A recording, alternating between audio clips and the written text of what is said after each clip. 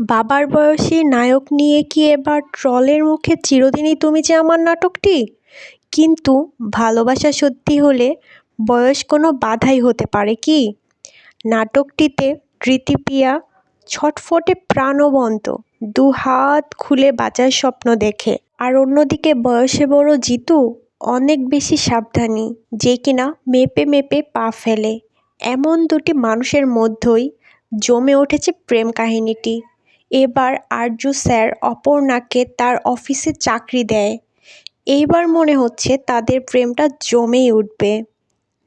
Arzu sir অপর্ণাকে তার প্রাপ্য মর্যাদাটুকু দিচ্ছে না। আরজু স্যার জানে অপর্ণার মাঝে অনেক ট্যালেন্ট আছে। সে গরিব হলেও সে অত্যন্ত মেধাবী। কেননা প্রথম দিনই তাকে দেখে সে ফিদা হয়ে যায়।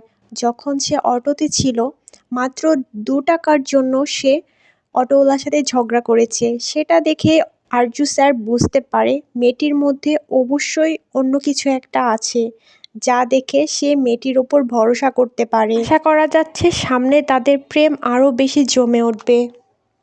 অন্যের ওপর নির্ভরশীল না হয়ে নিজে কিছু করার চেষ্টা করুন।